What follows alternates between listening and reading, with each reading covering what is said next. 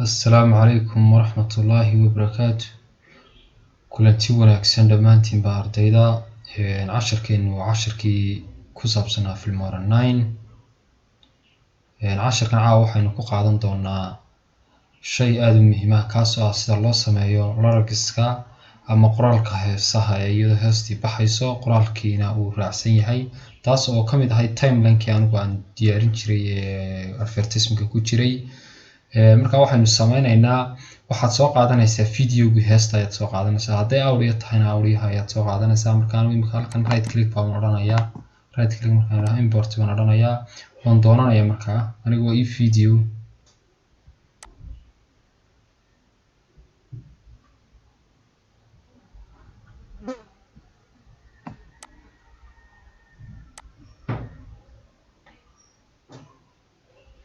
markaan saa u keeno halkan ayaan keensanayaa, kabacdi waxaan sameynayaa inaan kala saaro codka iyo videoga.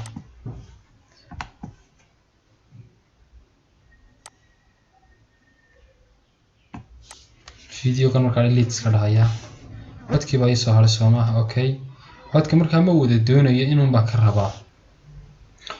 marka uu saaya waxaad sameynaysaa ayaad codkii iyo videogii kala saartay, codkii aad la soo hadho waxaad doonanaysaa sawir baad doonanaysaa, waxaad kaloo doonanaysaa background baad soo qaadanaysaa, waxaad kaloo soo qaadanaysaa textkii oo fartiya.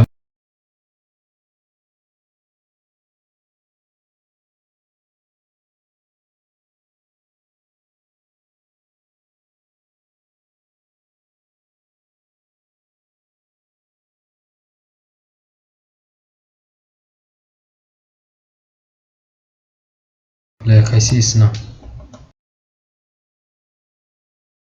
weliba textka waa la jarjarayaa oo saa lagu deyni waayo, isagu sidan waa waxbaa laga bedelayaa. marka imageki baad doonanaysa, marka image fanaankan heesta qaadaya uu leeyahay waa inaad soo qaadato.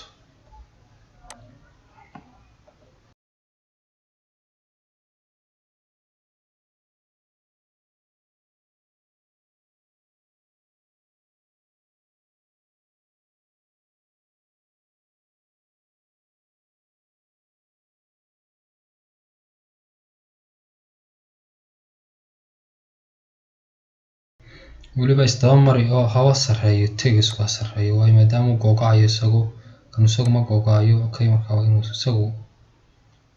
isagu markaa ka sarreeyaa backgroundka.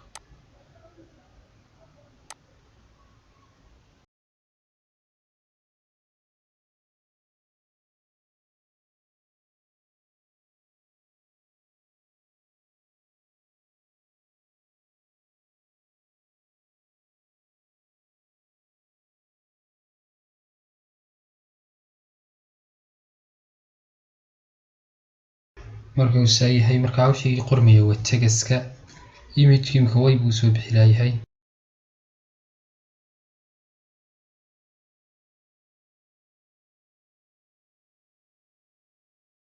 tegiska aynu wax ka bed saarno, horta backgroundkaa saaran aynu ka saarno, markaas wax kala hagaagayaan.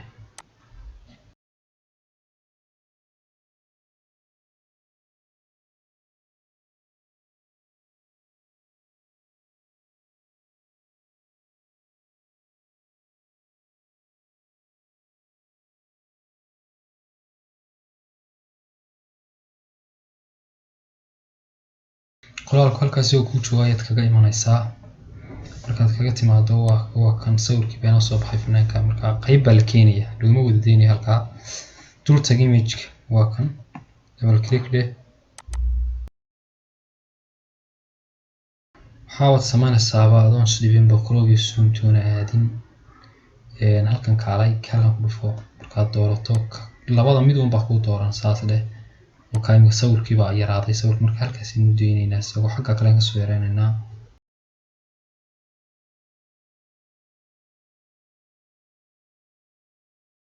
marka saa ugu daysid ayaad crop and zoom tiimanaysaa.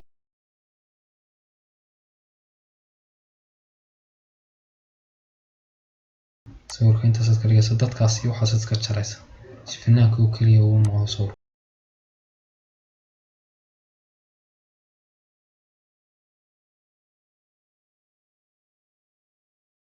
saa noqdo waxaad sameynaysaa isaga dulkaal haddana imika waxa ii dooran backgroundka ma rabo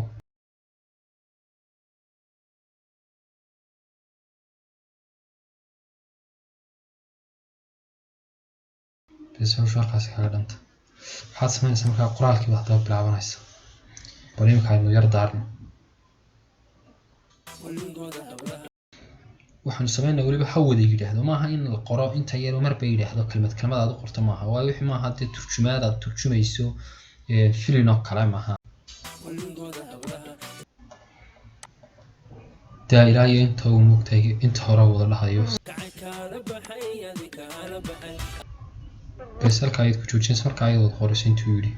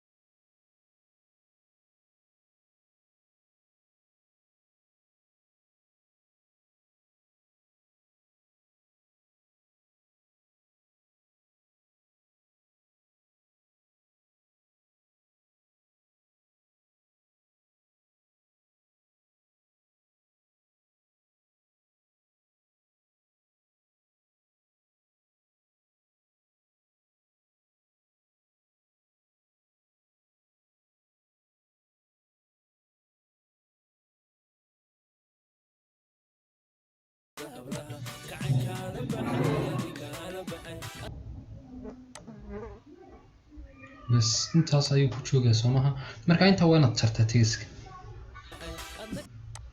adna kal iyo laab intaanu gaadhinba halkaa ku jar dad dul timaadid Ctrl+B dabeetana inta xaggaas iga fogee dad doontada dhulka saama intaad intaa ku dhuftis iskaba dhigid kara intan marba soo koobi karayso fartana iska qurxiba oo kala yara fog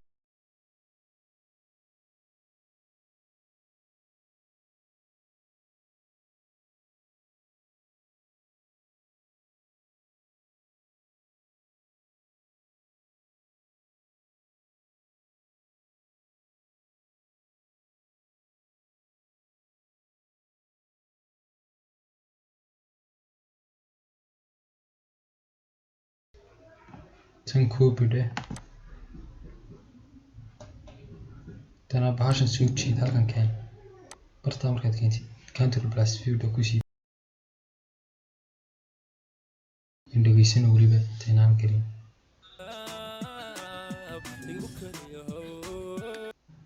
adna kal iyo laab kale hawgeysano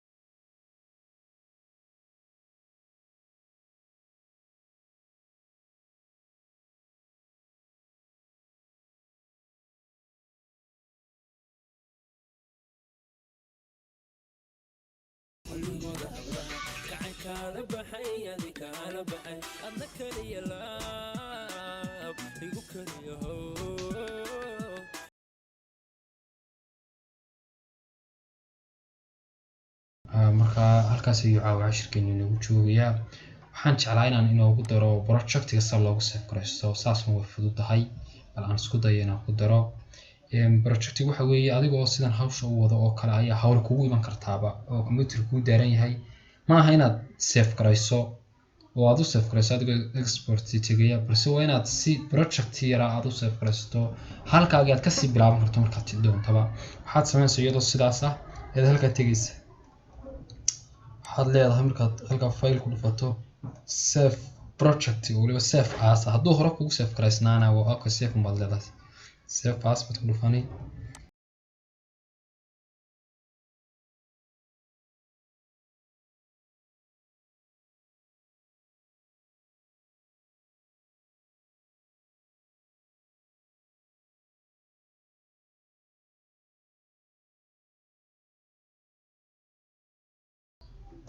save ayaad leedahay.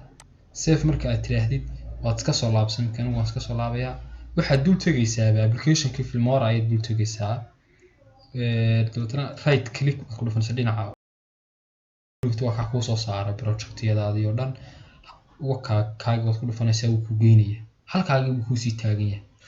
waxaad kaloo samayn kartaa magacii aad ku qoratay projectiga halkaa ku qoranaysa haddaad doonto searchida kalan anigoo dhammaanba waka halkaaga soo midabkaasuu leeyahay. waa anigoo ah Macallin Cabdicasiis oo idinla dhammaantiin nabad qab, khayr qab, caafimaad qab ayaan idin rajaynayaa. habeen wanaagsan. practicalkana ha lagu dadaalo.